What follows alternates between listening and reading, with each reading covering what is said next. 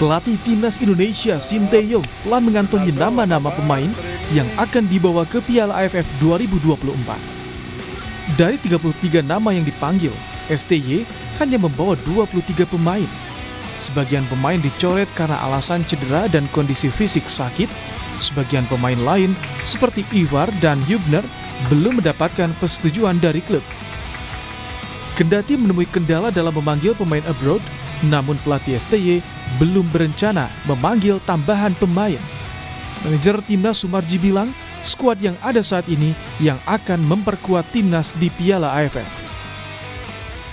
Sudah kita diskusikan dan selalu kita komunikasikan dengan Coach Shin. Intinya skuad yang ada saat sekarang inilah yang akan memperkuat AFF.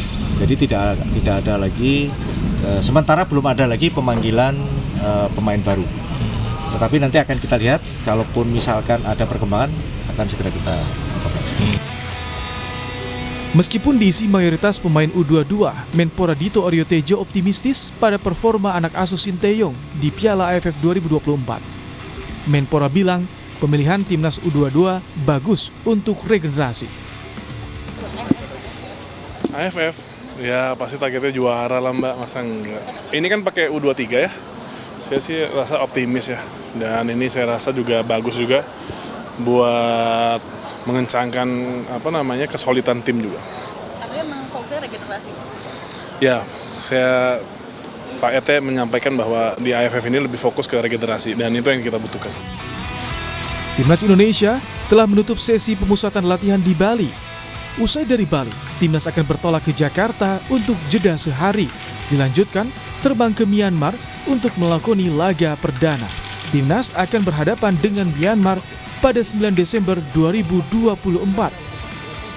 Tim Liputan, Kompas TV.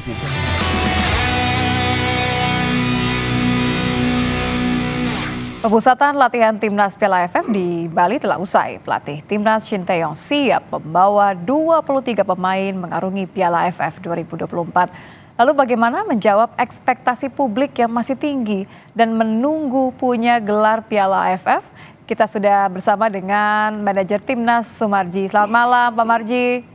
Ya, selamat malam. Assalamualaikum. Waalaikumsalam warahmatullahi wabarakatuh. Saya harus tanyanya kesiapan ke Pak Marji. Gimana nih caranya? Ekspektasi jelas lah. Siapa yang tidak ingin bawa pulang piala begitu ya Pak ya. Tapi kalau dari hasil lawan Bali United tadi kira-kira bagaimana? Sudah sesuai dengan ekspektasi Bapak? Jadi begini ya, kalau kita berbicara kaitan dengan harapan, cita-cita dan keinginan, tentu kita kan semuanya punya cita-cita, harapan dan keinginan itu bisa membawa trofi Piala AFF senior ke Indonesia kan begitu. Ya, kami aminkan dari sini. Ya, itu saya juga sama lah ya keinginan itu. Tetapi kan kita ini harus realistis melihat situasi dan kondisi terutama berkaitan dengan skuad yang akan kita turunkan. Dengan skuad yang kita turunkan diisi mayoritas pemain usia 22 tahun ke bawah, ditambah beberapa pemain yang boleh dikatakan senior pun juga ya belum begitu jauh dikatakan senior. Di antaranya ada Arhan, ada Asnawi, tentu kan ini juga bagian dari upaya-upaya yang kita lakukan. Kembali bahwa dengan kondisi yang ada saat sekarang ini, kita tadi juga melihat hasil daripada anak-anak uji coba melawan Bali United. Yang pertama melawan Bali United senior, terus babak kedua melawan Bali United yang boleh dikatakan youth ya. Skornya kalau kita bicara skor memang tidak bisa jadi ukuran, karena apa? Karena kan kalau namanya uji coba seperti ini kan yang kita cari adalah kekompakan, kebersamaan dan cara main. Arhan bilang sudah semakin kompak Pak. Ya betul. Jadi dari semua sisi kita nilai, baik dari fisik, mental, terus diantaranya juga chemistry, kekompakan itu tadi kita nilai semua. Memang kalau kita lihat dari sisi kekompakan, chemistry juga boleh dikatakan sudah meningkat cukup bagus. Tinggal sekarang kita bagaimana para pemain ini mentalnya dikuatkan kembali dan diisi dengan taktik strategi. Sehingga ketika kita nanti menghadapi yang pertama Myanmar, anak-anak betul-betul sudah siap. Karena kan pertandingan pertama itu kan namanya kita juga Ya, langsung tim kelas yang berat baru ini ya. kumpul, ya baru kumpul. Tentu kan ini juga membutuhkan chemistry kan. Nah ini penting sekali. Ketika nanti pertandingan pertama kita hasilnya bagus, walaupun boleh dikatakan lawannya Myanmar, tetapi kalau itu hasilnya bagus, pasti nanti berikutnya step-stepnya pasti akan bagus. Kira-kira Oke. seperti itu. Oke, jadi kapan berangkat ke Myanmar, Pak? Kita besok anak-anak jam 10 ke Jakarta dulu, kita stay sehari di Jakarta, lantas tanggal 5 kita berangkat semuanya ke Myanmar. Tapi kalau ngobrol-ngobrol dengan pemain, ini kan tadi Pak Marji ngomongin soal mental. Respon mereka sejauh ini gimana? Harus lawan tim-tim senior di AFF, mereka juga masih mencoba mencari kekompakan. Ya, jadi kalau kaitannya dengan itu, satu ya, kita tahu bahwa ini anak-anak ini kan walaupun boleh dikatakan usianya muda, tetapi kan mereka ini sudah boleh dikatakan sering kumpul, terutama TC cukup panjang. Rata-rata mayoritas diisi pemain U20 yang Piala Dunia yang nggak jadi itu.